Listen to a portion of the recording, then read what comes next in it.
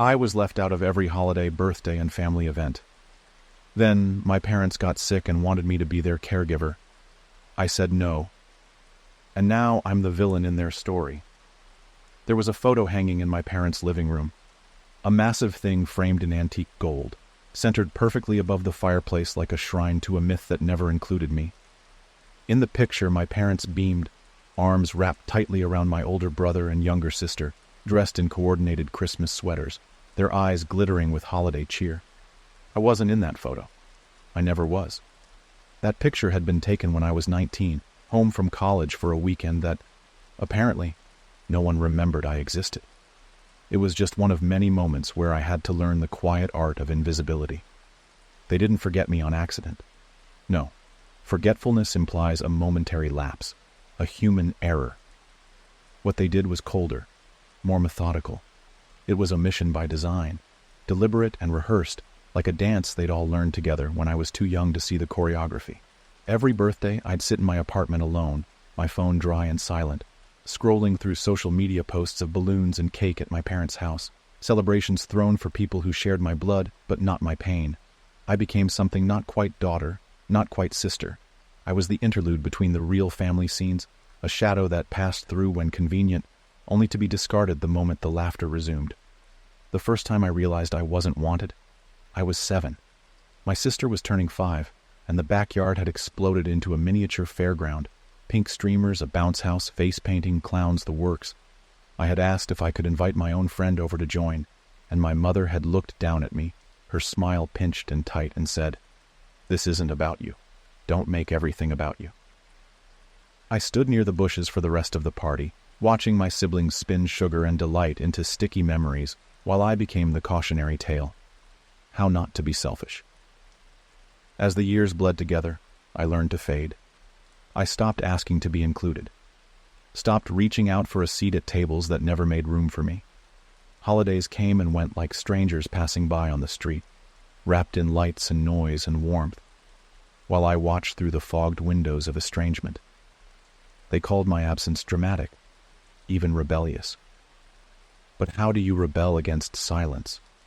How do you defy the vacuum left by a family who forgets you on purpose?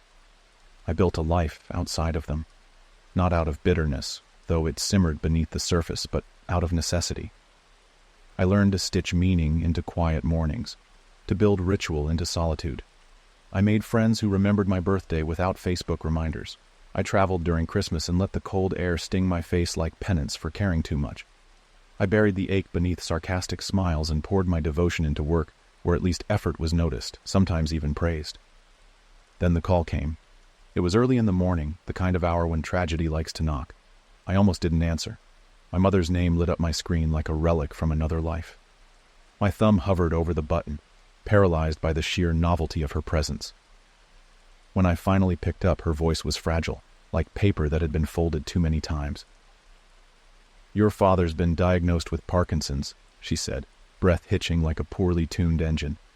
"It's progressing fast, and I can't do this alone." There was a long pause. The kind of silence that demands something from you. Sympathy, shock, at the very least, compliance. But I had nothing to give. My chest tightened, not with grief, but with the sudden weight of expectation. "I see," I said carefully. She waited for more. None came. "I thought," she faltered.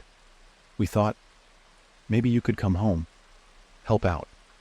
You're the most stable one. No kids, no messy divorces, no chaos." It was almost funny. For decades, they had made sure I existed on the periphery of their lives, orbiting but never allowed to land. And now, suddenly, my quiet, carefully constructed life made me the ideal candidate for sacrificial duty. The convenience of my alienation turned into a weapon aimed directly at my spine. "I'm sorry," I said, and for a fleeting second I almost meant it. "But I can't be what you need." There was a sharp inhale on the other end of the line, as if I had just thrown someone into traffic. "You're just going to leave us like this?" Her voice rose, cracking with a mix of disbelief and anger. "After everything we've done?" I nearly laughed, not because it was funny, but because the audacity of that question was so surreal it short-circuited my sense of reality. Everything they had done? Like forgetting my existence counted as a gift. "I'm not leaving you," I said, voice calm, measured, emotionally barren. "I was never with you to begin with." The click of the call ending was louder than it should have been. A punctuation mark that would become the opening line of a new story. A story where I was the villain. It didn't take long for the news to ripple through the family like oil through water, staining every conversation I was never invited to. The sister who hadn't spoken to me in years suddenly had opinions about my character. The brother who used to take turns ignoring me now sent passive-aggressive texts dripping with performative disappointment. Cousins I barely remembered chimed in from digital corners, parroting phrases like, "It's still your parents," and "You'll regret this one day." No one asked how it felt to be remembered only when labor was needed. No one questioned where they had been during my own emergencies, during the years I held myself together with tape and silence. I became a cautionary tale again, this time not for being selfish at a birthday party, but for refusing to set myself on fire to keep people warm who never offered me shelter. They say I'm cruel, cold, unforgiving, that I turned my back when it mattered. But none of them saw the decades that came before, the 1,000 small wounds, the invisible funeral I held for my family while they were still alive and laughing without me. There's more to say, of course, so much more, because this is not where the story ends. This is where it begins. The messages started pouring in 2 days after the call, dripping into my inbox like poisoned rain. Some were masked in feigned concern, wrapped in carefully selected words meant to guilt rather than comfort. Others dispensed with civility entirely. One email, from a cousin I hadn't spoken to since high school graduation, began with the words, "How could you?" and devolved quickly into a tirade about duty, morality, and the sanctity of family. It was a strange thing to be condemned by ghosts. People who had never once asked how I was doing, who had never knocked on my door, never called just to check in, suddenly rising from their corners to spit fire like I was some war criminal. No one asked about the years I spent trying to earn my way into that house. No one remembered the time I sent flowers for Mother's Day and got a reply that simply said, "You didn't need to do that." No thank you. No acknowledgement. Just a sterile response that felt more like a slap than gratitude. And yet now, with both parents suddenly diminished by illness and time, my absence became a form of violence. I didn't reply to any of them. Not because I had nothing to say, but because I'd spent my entire life trying to explain my worth to people who refused to see it. Silence was the only language they taught me, and now I had finally become fluent in it. But the silence wasn't empty. It echoed. I found myself sitting in my apartment looking at the kitchen chair across from me as if someone was supposed to be sitting there. Some part of me, buried beneath layers of hard-earned detachment, still longed for a family that didn't exist. I imagined what it would feel like to be included without having to beg, to have a mother who called just because she missed the sound of my voice, a father who noticed when I'd been gone too long. I imagined birthday candles lit in my honor, a single plate set at the table just for me. The fantasy was so vivid it hurt more than the reality ever did. I didn't cry. I stopped crying years ago when it became clear that tears didn't change anything. Grief without recognition becomes a private burden, and I carried mine like a stone in my chest, small enough to ignore most days, heavy enough to leave me breathless when I forgot it was there. One morning, as the winter sun cast long shadows across my living room floor, my sister left a voicemail. Her voice was brittle, clipped at the edges, like she was trying to keep herself from shattering. "Mom's not doing well," she said. "She's confused a lot. Keeps asking why you haven't come. She thinks you're mad at her. Says she doesn't remember doing anything wrong." I listened to that message 3 times. Each time I found myself caught on the same sentence. She doesn't remember doing anything wrong. It wasn't an admission. It was a form of denial so complete, so thorough, it left me stunned. For her, the years of erasure had never happened. My absence had been invisible, just like my presence had been. It made a bitter kind of sense. To remember pain, one has to first recognize that it existed, and my mother, wrapped in her own mythology of maternal sainthood, had always rewritten the script in real time.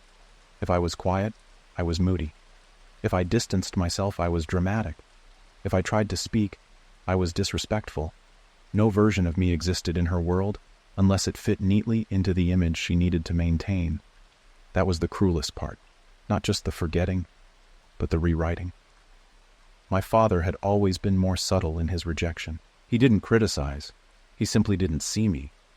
At dinner tables, he'd ask my brother about school, my sister about her friends, and pass over me like I was a coat rack in the hallway. When I won a writing award in middle school, he nodded absently and said, "That's nice," then turned to watch the game. When I got into college, the first in the family to earn a full scholarship, he said, "Don't let it make you arrogant," and changed the subject. When I called him once, in a rare moment of hope, to share that I'd landed a new job, he muttered, "Is that the one with the computers?" and hung up 5 minutes later. Now they wanted me to bathe him, feed him, manage his medications, watch over him like a daughter who had been cherished. It would be easier if they had been monsters, easier if there had been fists, screaming matches, bruises. But emotional abandonment is a quieter kind of violence, one that doesn't leave visible scars, only the phantom ache of touch that never came. I didn't go to see them, not when my mother forgot names, not when my father's hand started shaking so badly he could no longer hold his coffee cup. I stayed in my quiet apartment, where the air was free from expectations, where I could move without feeling like a trespasser in my own life. Friends tried to understand, some more than others. One told me I was brave. Another hinted that maybe I was being too harsh. A few stayed silent, unsure of what to say to someone who had walked away from her own blood. But no one had seen the years that came before, the empty seats at Thanksgiving, the gifts that never came, the voicemail box that never filled. No one had heard the silence of growing up unchosen. There were moments when doubt crept in, subtle and insidious. What if I was the one who misunderstood? What if I had been too sensitive, too needy? What if my parents had loved me, just poorly?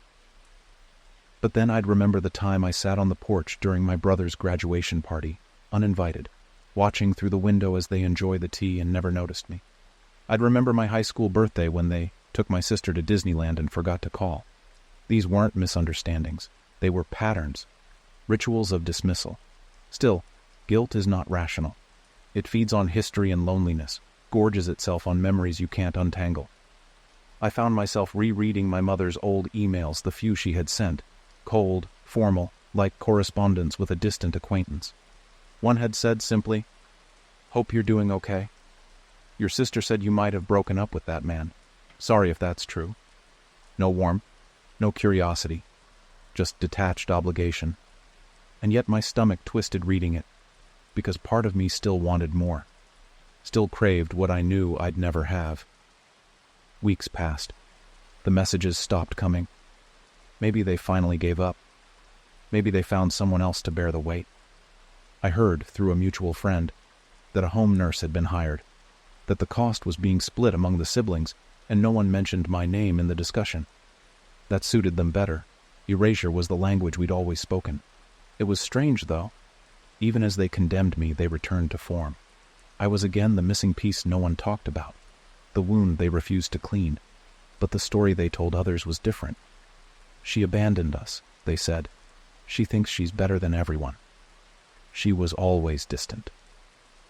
It was easier for them to paint me as the villain than to confront the truth, that I had boundaries now, that I had stopped asking to be loved by people who never learned how, that I no longer bent myself into shapes to fit into their narrow definitions of worthiness. I didn't attend the family reunion that year, didn't go when my father's condition worsened, when he stopped speaking entirely, didn't send flowers when my mother was hospitalized for exhaustion, and the silence that followed was thunderous, not because I missed them, but because I chose myself over them. And yet, I know this is not the end. There are still memories to unearth, wounds that have yet to bleed, voices that will call again, not because they've changed, but because need has a way of distorting reality. And I remain the villain in their carefully curated myth, but I also remain free. It had been 6 months since the call, 6 months since I refused the role they had scripted for me and closed the door they assumed I would leave open forever. Silence became our shared language again, that old familiar dance where I took the lead by walking away and they followed by pretending I had never stood in the room. But silence isn't stillness. It moves. It echoes. It grows claws in the dark and scratches at the walls of memory when you least expect it. I had started having dreams, not the kind drenched in symbolism or veiled metaphor, but raw, tactile visions that woke me gasping. In one, I was back at the house I grew up in, though calling it a home always felt like a lie told for comfort.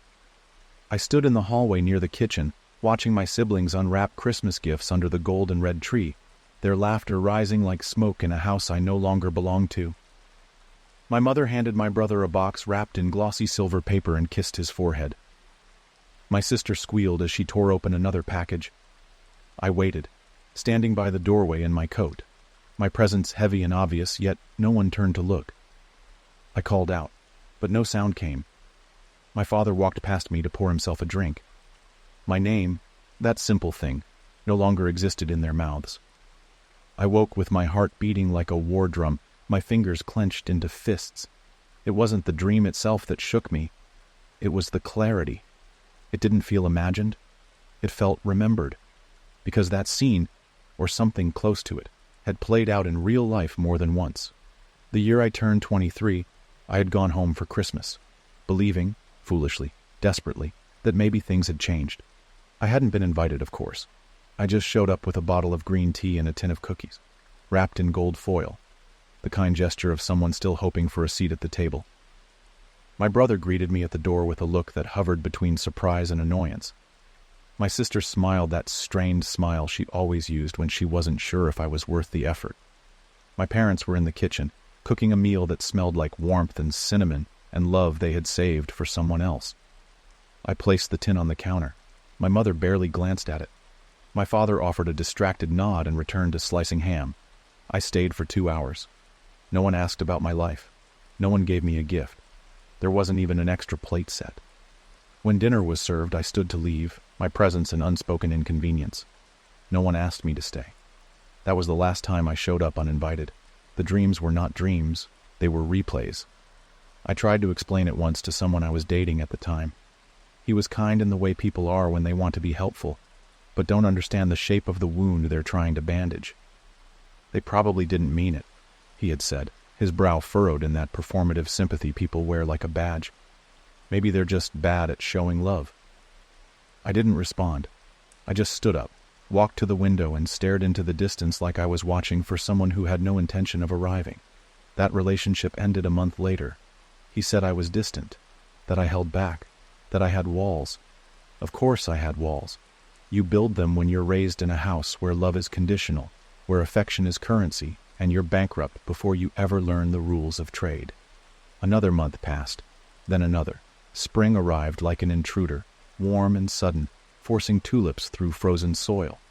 I found myself walking more, avoiding the apartment during certain hours, when the light slanted just right and made the silence inside feel like a spotlight on everything I had lost, or never truly had. There was a cafe on the corner where the baristas knew my name, where the regulars sat like fixtures with paperbacks and headphones. It became a kind of refuge.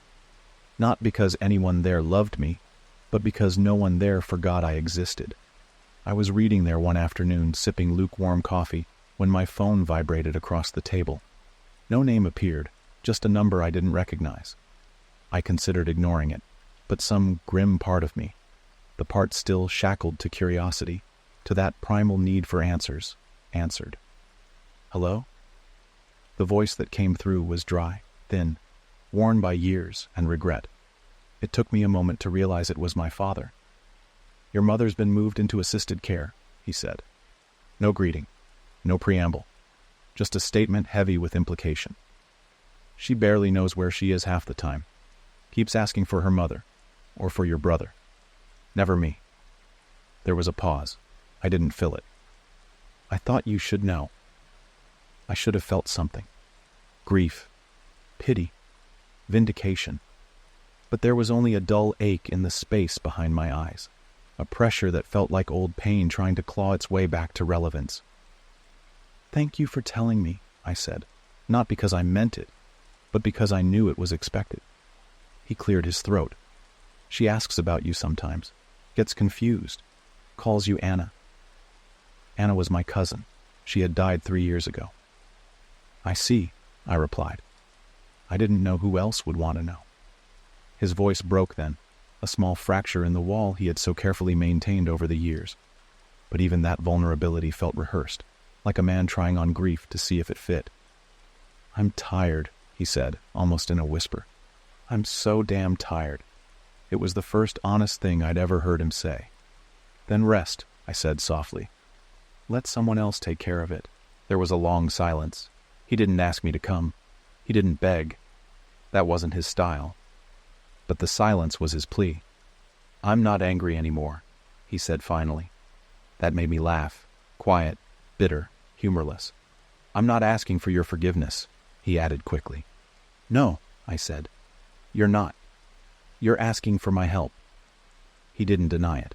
I hung up.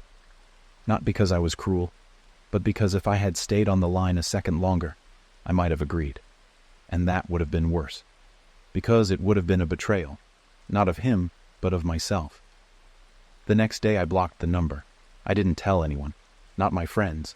Not the few colleagues who had learned enough to tiptoe around the subject of family. I buried the phone call like a body in the backyard of my mind, marked only by a single stone that read, "Never again." That weekend, I received a card in the mail. No return address. Inside was a simple piece of cream-colored paper with elegant cursive handwriting that read, "We hope someday you understand what it means to love without condition." No signature. No hint of who sent it. But I knew. And I felt anger. Not the sharp, blinding rage that scorches and fades, but the slow, smoldering kind that builds heat beneath the skin and makes every breath feel like a betrayal of justice. Because that was the final cruelty. To weaponize the very thing they had denied me. To accuse me of failing a test I was never allowed to study for. Love without condition.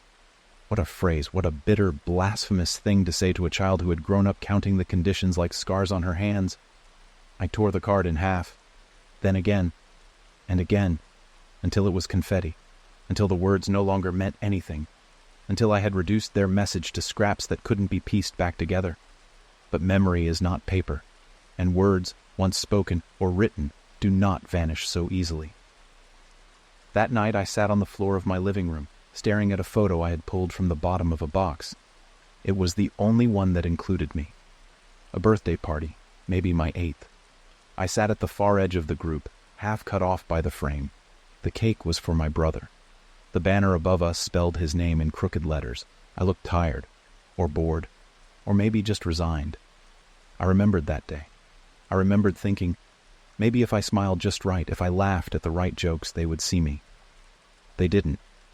And now, decades later, the people who never saw me wanted me to become their eyes, their hands, their last comfort.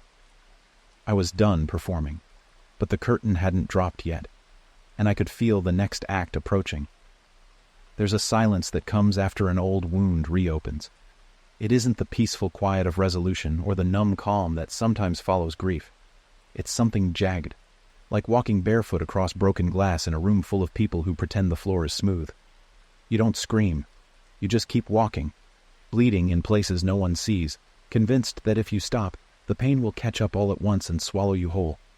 I spent most of April trying to outrun it. The days were filled with a kind of mechanical stillness, emails, deadlines, the mindless click of a keyboard that filled the room with artificial purpose.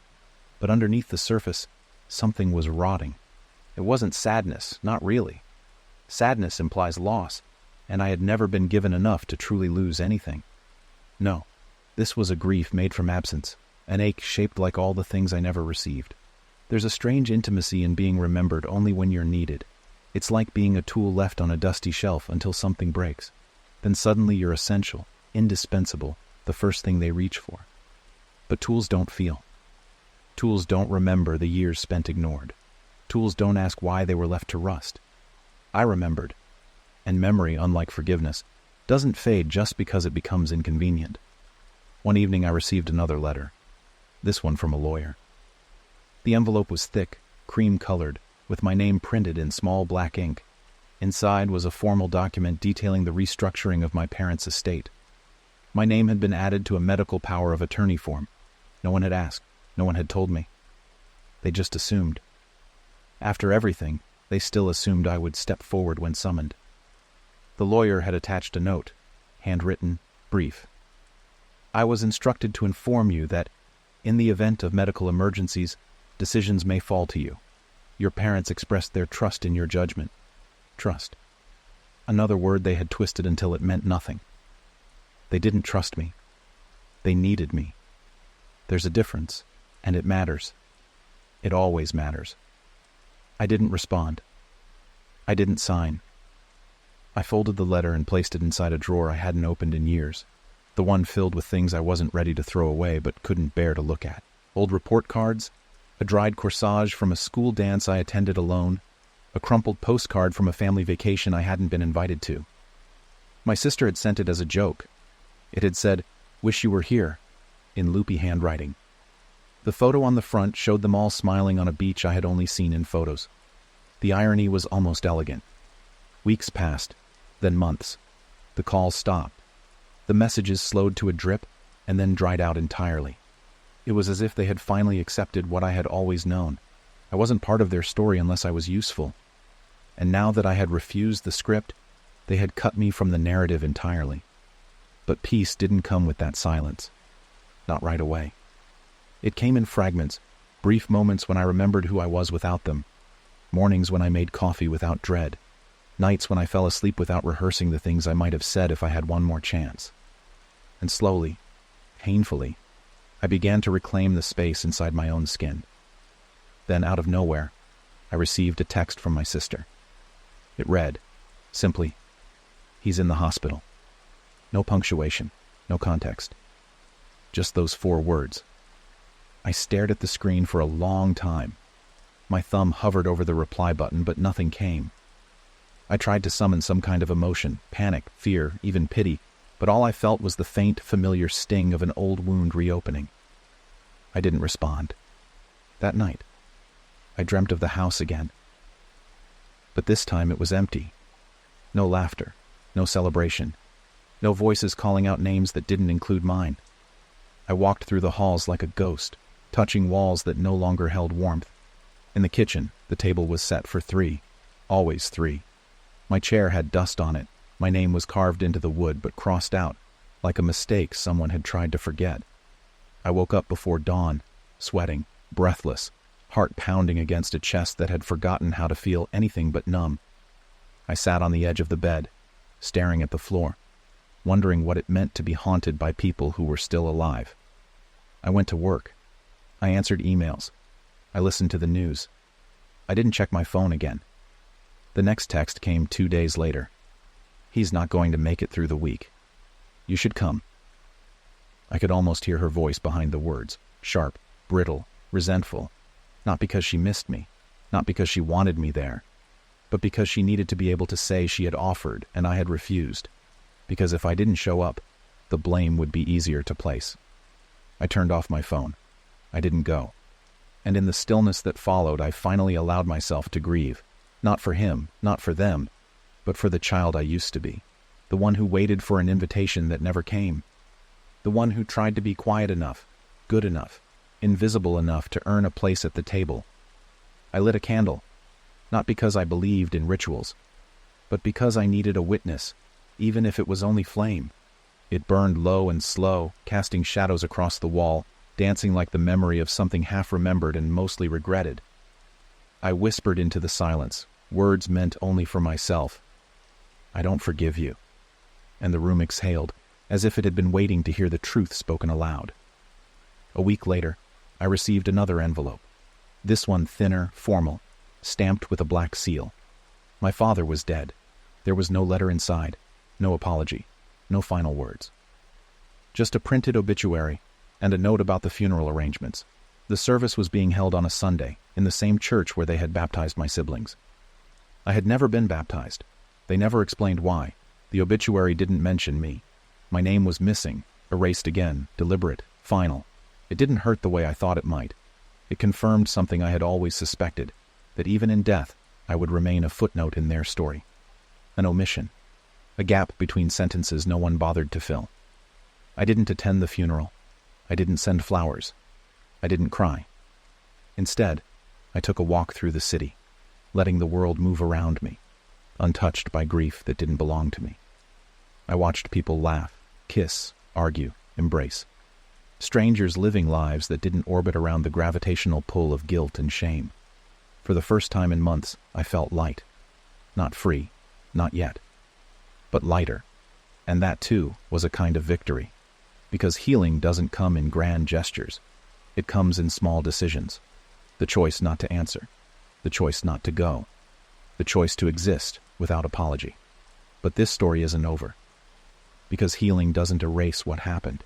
It doesn't make you whole. It makes you real. And I was finally learning how to be real in a world that once insisted I be invisible. Grief is a strange thing. Not just for the people we've lost, but for the selves we used to be. The selves who once waited by doors that never opened, who left chairs pulled out in case someone decided to notice. After my father's death, I thought there might be some sense of conclusion, some final note played on the broken piano of our family, but silence followed instead. A silence so dense it almost felt deliberate, like they had all agreed I would not be told anything further. There was no invitation to the wake.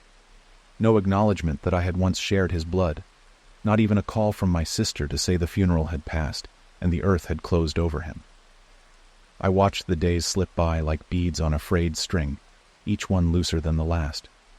The air grew colder. Autumn arrived and then threatened to leave again. The trees outside my window began to shed, their branches naked and reaching like skeletal hands into a sky too pale to matter. I expected the numbness to crack. I expected something in me to mourn. Not for him. Not even for the family I had left. But for the echo of a life I would never reclaim. Instead, I felt stillness. It was not joy. It was not triumph. It was not revenge. It was something purer. It was peace. A month after the funeral, I received a letter from my sister. A real letter on folded paper. Not a text, not an email, not some cryptic, half-angry voicemail echoing through a phone speaker. The handwriting was hers. Sharper than I remembered, more deliberate, but hers. She began with the facts. Our mother had deteriorated quickly after our father's passing. She had stopped recognizing faces entirely.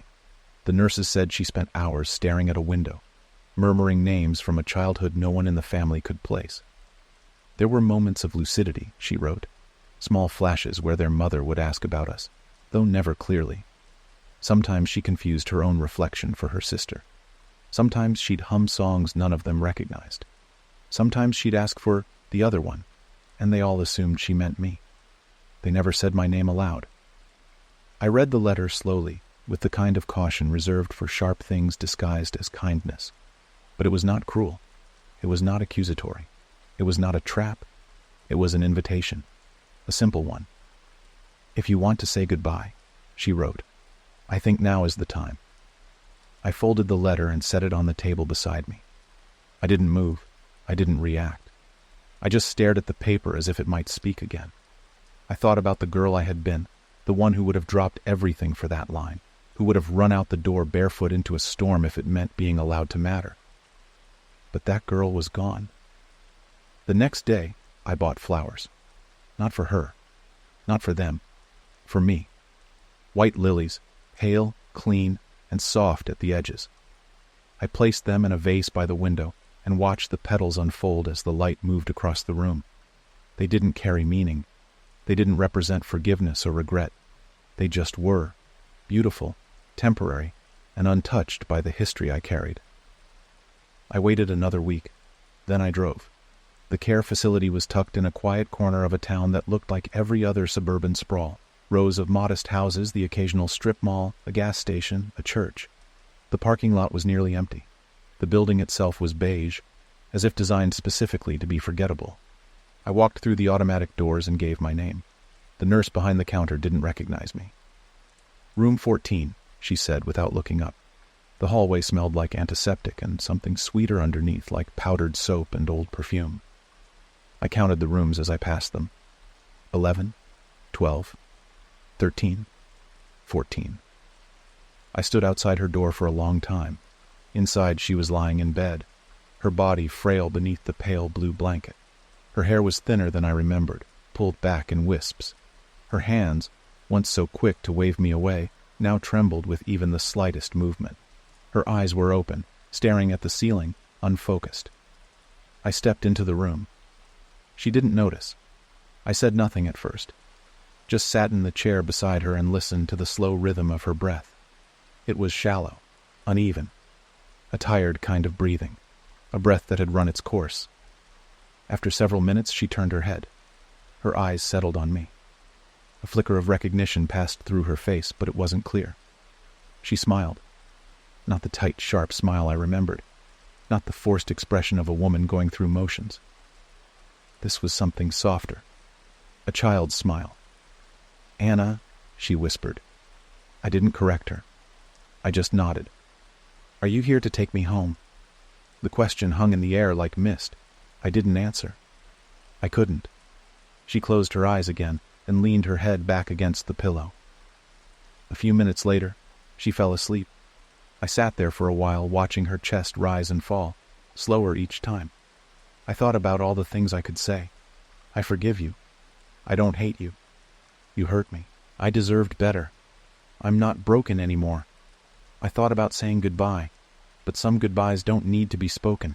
They're made in choices, in presence, in absence. I stood and walked to the window. Outside, the wind stirred the branches of a tree so gently they seemed to wave. Then I turned and left. I never returned. She died 3 days later.